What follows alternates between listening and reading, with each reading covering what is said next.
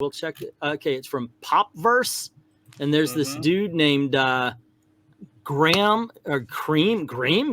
It's Graham. He's British. He's one of the usual suspects. He's written for CBR, Newsarama. Okay. He's on our opposite side. So he's writing How to Save Marvel in 2024. He says, as 2023, can y'all see this? Yeah, enough. Okay, I want to make sure I'm actually sharing it. Oh, there you go. All righty, so as 2023 was drawn to a close, there was much public discussion about what was needed in order to save the comic book specialty market, with much of that commentary coming unusually from professionals inside the industry itself. Famously, former Marvel heavyweight Mark Millar suggested that big-name creators return to Marvel and DC, saying that excitement is contagious. Big names on big characters is a very fun idea. And that led other creators to respond, including Scott Snyder's contention that a shift also needs an ideological shift inside the publishers among the readers alike to truly land. While specific prescriptions for the problem differed, one thing appeared to be agreed upon. Something needed to change, and quickly. So as 2024 rolls around, the obvious question is, what happens now? And the guy brings up, finally acknowledging there's a problem. It's no longer, you guys are liars. Comics are fine. Look, comics are kicking ass. Look how many copies of Captain Underpants the bookstore sell. They're pissed that Mark Millar brought attention to it. Now they can't escape it because people are complaining. Yeah, so now they switched gears and they want to memory hole the fact that for the last 5 years they've been saying, oh no, comics are fine, you guys are bigots. So it says, what about Dawn of DC? Something that should have been considered is that there's an argument to be made that DC has been attempting a variation of what some have been demanding for the past year already, courtesy of the Dawn of DC initiative, a focus on the big name characters with the biggest creators at the company today. That's been a success for DC and has certainly raised DC's profile inside the existing comic book market, but this hasn't been noted by those who believe that big names on big characters will change the industry. Why not? And then he answers his own question. Part of it might be that Dawn of DC didn't shift things enough for that audience.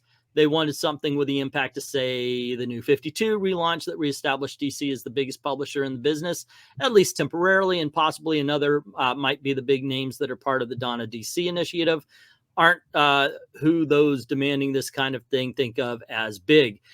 Okay, give us just a moment. We'll get to that. I keep coming back to Mark Millar's initial suggestion of the idea and is mentioning Joss Whedon and John Byrne as the kinds of talents necessary to make this happen. Suggests an attitude rooted as much in nostalgia as anything else and desire that will never be satisfied because of practical reasons. For example, John Byrne has quit making comics, and even if he hadn't, he's literally not the same creator he was 40 years ago. Okay. Do you agree, because I kind of do, that DC's creators, you got Josh Williamson, didn't you say Jeff Johns left? So who do you have as far as Tomasi left as well? Tomasi's gone. Ivan Reyes, they lost, they said Gary Frank. And Diddy's gone. I mean, right now their big creators are Stephanie Phillips. It is Vita Ayala. That's Mark Waid. It's Tom King and Tom Taylor left. On art, Tim Taylor. The one that we like is Jeremy Adams, but there's a lot to unpack from here. First off, his statement that it raised DC's profile inside the existing comic book market. Did it? For a little bit, but remember they had that. They had, what was it called, Nightmares or something like that. Yeah, and it broke it all up. They were like, they had momentum. We were doing reviews where it's like, oh, wow, yeah, Green Lantern's pretty good. Green Arrow's pretty good. Shazam was pretty good. Night Terrors. And did you care after that? I skipped Night Terrors, and I'm fine with it. May I say something real quick? Go ahead. Not only did they interrupt, they started off with a couple titles that were actually not bad. It actually got some people to buy them again, like myself included. Then here comes Night Terrors. But they did give us a Dawn of DC book during Night Terrors. It was fucking Hawk Girl. Now, again, what audience is that catering to? The one they've been trying to replace us with for 10 years. So that right there put about half of the nails in Dawn of DC's coffin right there. And then They, after Night Terrors, we get Fire and Ice, Power Girl. I'm sure I'm missing another gem in there somewhere. And again, like Birds of Prey. I don't know if Birds of Prey is bad. I wouldn't put Birds of ones. Prey in the same. Yeah, they're dreadful. I said, DC. Like I said, the last video I made with Wes, I said they never run out of foots to shoot. Never. That's why occasionally I'll do the same title, Day Zero, since DC has done something stupid. Yeah. Well, and see, it would be one thing if like the Hot Girl book was the only book of that type. So it's like, okay, if you believe that there is a market for that kind of book, okay, let's do it. That's fine. But the problem is that, as you said, not only do we get that, there's multiple books that are exactly like it, and then even the big books have elements of that. So they're still not really servicing, the loyal fans. And so ultimately, even though they created what, at the very least, you were saying it was okay with Dawn of DC, they had momentum. Night Terrors was the biggest jump off point for DC Comics.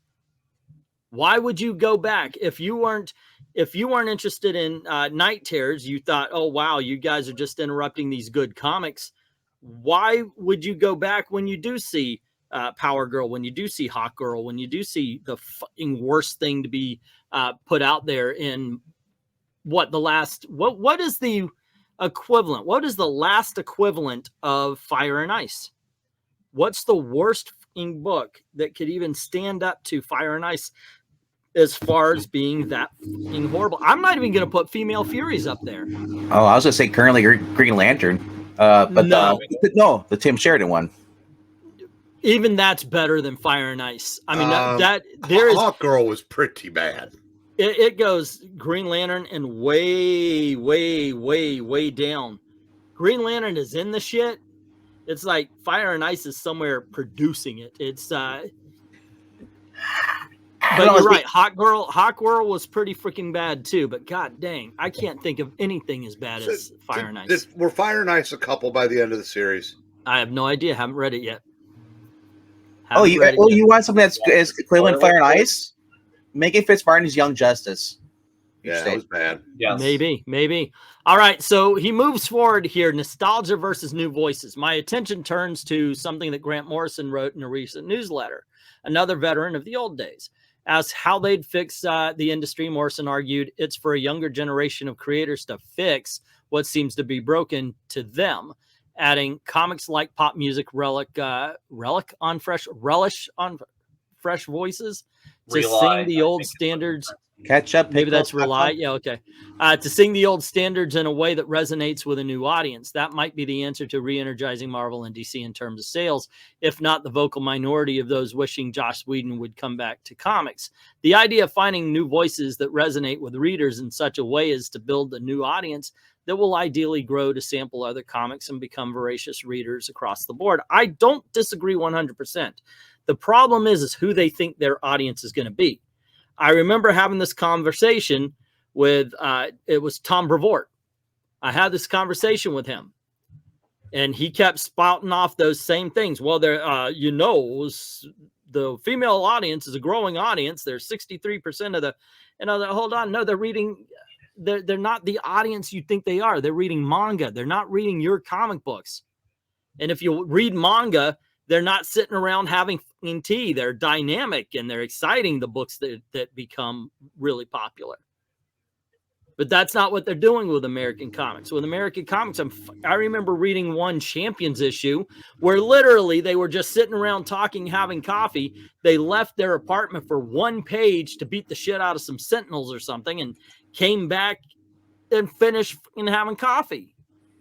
Remember when they were sitting on top of a plane that had crashed with dead bodies in it and they're arguing over privilege? That happened. Yeah. You gotta freaking remember when Odin gave his unsolicited opinions on Israel. Right. Was it Odin's fade? So that was Odin. I always thought that was Angela. Or was that just in Angela and it was Odin that did it? Yeah, Because it's the evil guy. Well, he was just ahead of the curve. Yeah, I mean, they all share that opinion now. I mean, again, there's some heavy lifting that old Graham here is trying to do with this in terms of waving away. I love the fact he says the vocal minority of wishing Josh Whedon. I'm sorry, that's not a vocal minority. That is the majority of your old-time comic book fans. We become a vocal minority because we've been excised out of the, out of the industry, basically. The pop music thing is a little disingenuous because pop music's not doing great right now either. And I would argue that I think the problem is that they've been hiring a younger generation of creators who have come in to fix what they think is broken. The problem is they're all radical ideologues that think that diversity is the thing that solves everything. Diversity and representation. I did hear something that I want to say it before I forget it again. I was watching one of Richard's videos about the percentage of female fans. And apparently that was a poll that was taken that a lot of the industry, cited as the reason for the shift. Mm-hmm. It came out about the time that the MCU was really kicking into gear. So what percentage of these so-called female or quote unquote female fans were fans of the movies? Yeah. Not because you had a great title. Is women like things that are popular when they're popular because they're popular. And on the surface you say, well, that's sexist, but I said they're not as committed to it as a whole as guys are. Mm-hmm. And that's the thing. I said that I think is another example of the industry learning all the wrong lessons from something.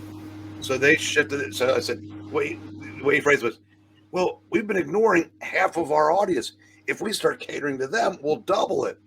Except for they forgot. Shrunk. Yeah, they actually forgot to keep us. It's like while they're chasing down this new audience, they have to make sure to keep us. And I think that's why we're seeing Wolverine Madripoor, and we're seeing the Spider-Man Black and Power Pack and all these continuations of 90s comics. They're a little bit too late. I've got a channel. I'm talking about comics, same as RDV. So we're going to check these things out. But I think a lot of people have decided to check out and not come back. No. If the next Hunger Games was about a minor league baseball team, and then I can't even name it. If every YA series became about youth boys baseball, and then Harlequin romance novels became about a semi-pro football team, what do you think would happen to those audiences? I don't know, but I'm still waiting. I want a sequel to that, the Hunger Games. I want to be called Food Coma Games because everyone right. But they can't. No one has any food, though, right? Isn't that the whole point? Yeah. Okay. Go on ahead, LK. Sure. I'm gonna get some comments, and we'll move on. Let me give you an interesting comparison. So, the Super Bowl yesterday, Dove ran that commercial about girls' sports and had that number of 45% of girls leave sports, and of course they're trying to claim that the number one reason is body positivity or whatever bullshit. Right. No, it's good. And in fact, no, it's because on average, girls aren't as into athletics as say guys are, and go and find something else. They'll do it for a little while because their friends are in it or whatever, but eventually, unless they really love it, they'll go and find something else. I mean, all you have to do is look at how Title IX has, gutted college sports. And for those who don't know, Title IX is where basically, I think football's exempted, but basically if you're going to have a men's basketball team, you got to have a women's basketball team. If you're going to have a men's track team, you got to have a women's track team. Now, of course, you could have, say, a women's tennis team, and you don't have to have a men's tennis team. So for decades, colleges have been adding women's teams to the detriment of men's teams. And then they've been begging women and girls to fill those teams. And one of the unintended consequences of that was that great college scandal that we had, where people were lying on college where rich families were relying on college applications to get people into big time schools, and most of the time they were using essentially fake sports to do it. Well, they were just trying to get a full house, right? Yeah. All right. So it's go the ahead. same thing here. Let me get some comments on this section here. We've got hello to AWOL Thoughts. Talem is saying they are driving away good creators by stupid political mumbo jumbo to appease stuck up people in power. Let's see, I'd be scared of what DC Marvel crossover would be now. Yeah, of course. I would love to match the characters, but I would want to pick my creative. I would rather have LK write it and RDV draw it than any professional of whatever character I came up of. I mean, I can draw his conclusion, sir. You know what? It would still be better than some of the. It would still be better than Riley Rosmo. Actually, Sandman current book, his art fits. Grant, Undead Quinn saying, Grant, most of these new writers can't hold compared to olders. That is true. David Sonowitz is saying vocal minority sounds like marginalized people. Hey, we're oppressed. Vocal minority equals fan of comic books, not just comic book movies, says Glinzer. AWOL is saying, I waited decades of my life to see my comic characters in live action, so I'll even watch the bad stuff. Hot damn. That's the same as me, Bubba. That's the wrong mentality. Not really. Hunger Games, isn't that for new comic pros who get paid very little? That's from Glinzer. Undead says, in the writers, more agenda writers that will destroy IP to mold out the characters, make them all talk and eat the whole issue. All right. Just being old school comic fan lumps you in with the oppressors. That is true. Yeah, like it was pointed out, we're the vocal minority. All right. So the next one is titled It's Not Either, It's Both. And he goes on to say, perhaps the true solution is a combination of both approaches. Bring back big name creators for top tier characters while building a new generation of creators, creating new voices for a new audience on other books throughout the line simultaneously, with an eye to those creators inheriting the top titles in time. What the honest F, Eric? It sounds like the 1980s. Where people didn't get their start on X-Men. They built up to X-Men by starting on Alpha Flight. It's totally 80s. Yeah, I saw that, and I don't think we can go back to that, though. I think it's all too ideologically driven. They're not going to make the latest trans creator they've hired go to the back of the line, because they'll just they'll activate the bots, they'll take the social media, bitch up a storm, and the companies will capitulate. That's how we do it now. Yeah. I mean, honest, I'm amazed that somebody like Jeremy Adams is able to make it into DC. How long is it going to be before there's enormous pressure? And I'm not saying that they'll cave, put on Kirkman and Jeff Johns to hire a Vita Ayala or a Brian Versace, Mags Versace. I don't know, but Ghost Machine or the Energons. This will be for another topic, but the whole thing with the whole image thing, Larson versus Valentino.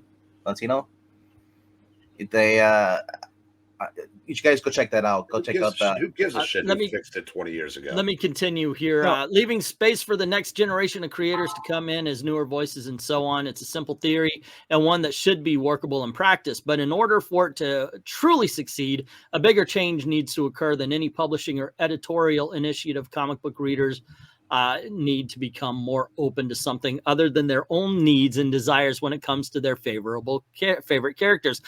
If it's not written right, if you're not paying attention to the core of the character, if you're writing a freaking Valentine's book where fucking Gorilla Grodd asks Wonder Woman to be his fucking Valentine, no, that's not the characters. That does happen in How to Lose a Guy Gardner in 10 Days. I put a video out of it. Watch it because I freaking read it. Don't make it be in vain. Check that shit out. I do go after that book. Go ahead. That is the consumer mentality. That is basically his way of saying, shut up, consume the product, and keep consuming the product, and wait for next product, and don't ask questions. I was gonna say, was it not even like what 4 years ago, 2020 COVID, they had also coming out, and they actually had Darkseid in one. You remember the Justice League Unlimited cartoon where they continued that in the comic book? I forget what it's called, Infinity, I think it was. But they actually had Darkseid and Wonder Woman were actually in a loving relationship, but his Wonder Woman died. But I'm just saying, it's nothing new. All right, so it continues. Just imagine an industry where publishers had the freedom to create the kind of experimental work that fans consistently dream of returning to without having to cater to fans who demand the kind of work that was experimental decades earlier. No, that would never work. What am I thinking? After all, if all it took to revitalize the comic book industry was new and experimental readings, then surely more people would be reading books put out by Image, Dark Horse, Fantagraphics, Drawn Quarterly, Vault Comics, Mad Cave Comics, and any number of publishers not structured around characters created half a century ago, if not before that. See also the obvious question, why do people always look to Marvel and DC to save the industry? Will Marvel and DC respond to suggestions and in some cases demands from social media to cater to fans' whims and grow market share as results in 2024? It's arguably too early to say, but one thing's for sure. Any year that sees polybagged alternate editions with more violence, explicit content labels as sales tactics suggest that almost anything is fair game at this point. There you go. That is his article. He does look. I do actually agree with there is something to be said about it's the fans' fault. We all can point to 10 or 20 independent comic books that kick the shit out of anything Marvel and DC is creating, whether it's a superhero title or not. Goodness gracious, I was about to name one. It's about a freaking killer teddy bear, something about the trees and such. I can't remember the title. Beneath the Trees Where No One Sees. Freaking excellent. It's absolutely fantastic. But there are some comic book buyers that will refuse to get out from under the Marvel DC umbrella. So I do agree to a certain extent that there is a certain amount of comic book readers that want the familiar. They want they want that comfort. Why is it always Marvel and DC that's asked to save the industry? If I could, one word answer: merchandising. You know, you're a little kid. You're in Walmart. You know, you're not seeing Beneath a shirt with your favorite character from Beneath the Trees. Yeah, that's true. But you do see, you know, Spider-Man underoos, Wonder Woman, you know, whatever. So that's why their merchandising department is way more lucrative than the comics, because it's something everybody gets exposed to. So it would stand to reason that's why you look to them to do it. But and it's because they're owned by two of the biggest entertainment corporations in the world. Well, this goes back to even before they were owned by them, though. Yeah. Well, just the books were better. So there was a movement among the comic book writers and artists, and they were talking about how you shouldn't give audiences what they want. That is bad. Just don't get, because you're catering and there will be no surprises, blah, blah, blah. I've pointed out before, I'll point it out now because it is relevant, that yes, you give people what they want, but you do it in a way they didn't know they wanted it. That's when it's experimental. That's when the experiment works. Not when you go, hey, you know Tim Drake, who's loved Spoiler for 30 years? He's gay now. No, because Spoiler. That's not the character. You're writing a whole new character. No, Bernard. You're slapping a familiar freaking face on it. Thank you, Eggman. Yeah. Well, so, I mean, here's the thing, too. Well, of course, those last three paragraphs were classic Graham Nolan. He couldn't help himself because he had been You said Graham Nolan. Apologize to him. Graham McMillan. Sorry, Graham Nolan. Graham McMillan. I mean, that's classic because, again, he couldn't acknowledge, the real problem, because guess what? The quote unquote, the audience is being given supposedly what they want and they haven't bought it. So you got to ask yourself why. But God, where was I suddenly going with this? We have no idea.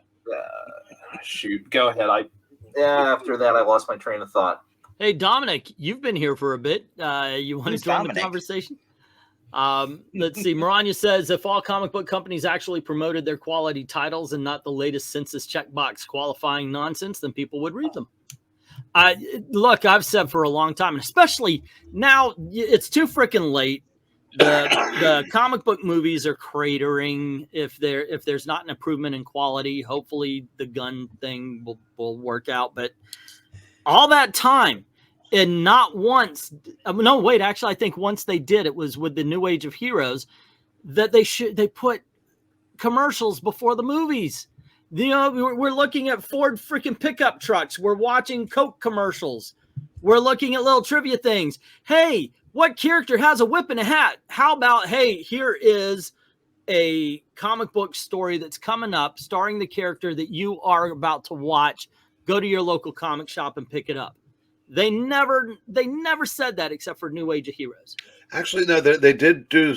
I saw a couple of Dawn of DC commercials on AEW, and I believe LK's thought commented back into his head. So maybe we should go to him before it comments back out, or did it already? No, it's there. I was gonna say one thing he refuses to acknowledge, and a lot of these people don't, is there's a difference between what he wants is art, but what comic books, especially from Marvel and DC, are and should be, is commercial art.